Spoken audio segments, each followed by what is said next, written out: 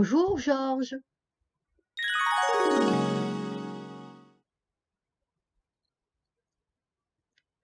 Lion.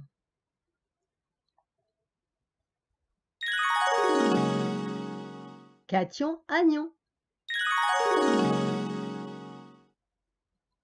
Pour devenir stables, les atomes tentent de ressembler aux gaz rares. Ils ne peuvent modifier leur noyau en ajoutant ou perdant des protons ou des neutrons. C'est le domaine de la physique nucléaire. Leur seul moyen d'atteindre la stabilité est de comptabiliser 8 électrons sur leur orbite extérieure. Ainsi, pour avoir 8 électrons sur leur dernière couche, les atomes vont devoir gagner ou perdre des électrons. Les atomes qui ont perdu ou gagné des électrons deviennent des ions.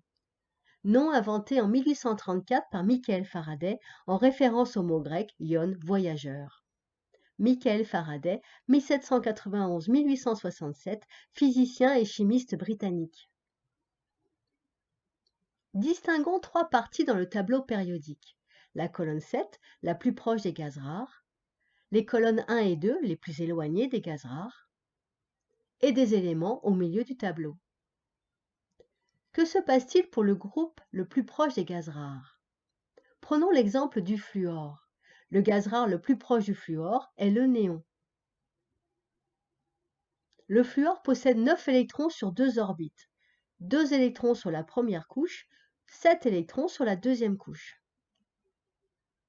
Pour ressembler au néon, le fluor doit capturer un électron supplémentaire sur sa deuxième couche.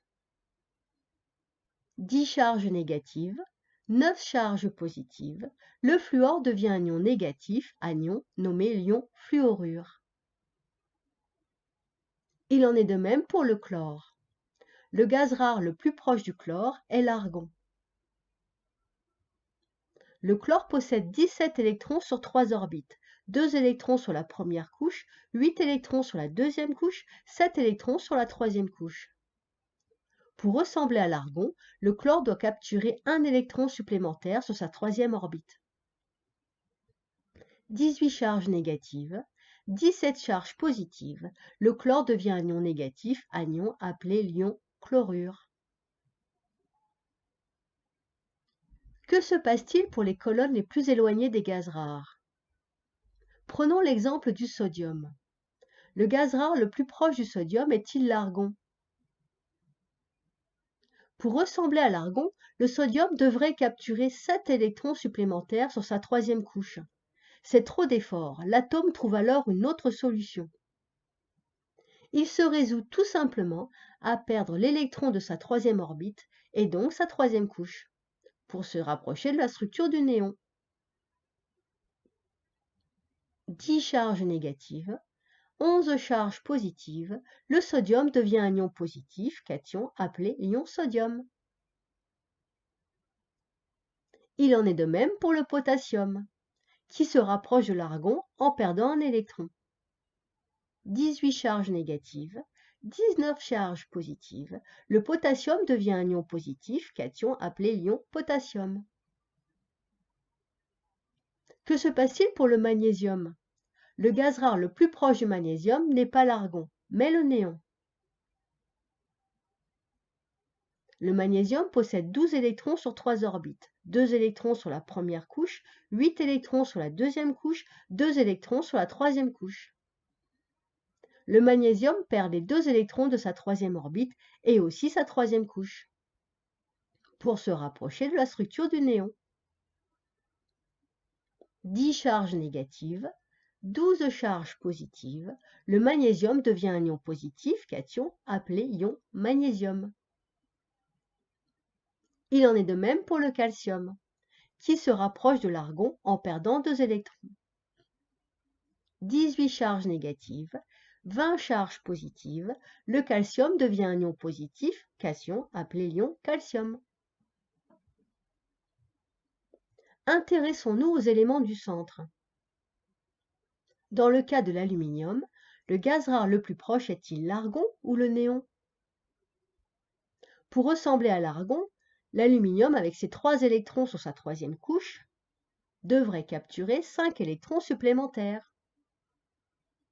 C'est trop d'efforts. Il préfère perdre 3 électrons et sa troisième orbite, et ainsi ressembler au néon. 10 charges négatives, 13 charges positives, l'aluminium devient un ion positif, cation, appelé ion aluminium. D'autres règles interviennent pour les atomes ayant plus de 3 orbites. Certains peuvent engendrer plusieurs types d'ions, anions ou cations. Par exemple, le fer, le cuivre. Le fer, avec ses 26 électrons sur 4 couches, devient cation, soit l'ion ferreux ou fer 2, soit l'ion ferrique ou fer 3. Le cuivre, avec ses 29 électrons sur 4 couches, devient cation, soit l'ion cuivreux ou cuivre 1, soit l'ion cuivrique ou cuivre 2. Où trouve-t-on les ions? Dans l'eau minérale, Georges. Sur les étiquettes des bouteilles d'eau minérale sont mentionnés les ions et leurs quantités respectives. Chapitre validé? Merci, Georges. À bientôt.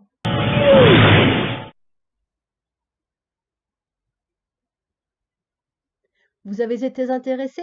Vous désirez participer? Voici 3 possibilités, like, Tipeee et Patreon. Pour être informé des prochaines mises en ligne, pensez à vous abonner.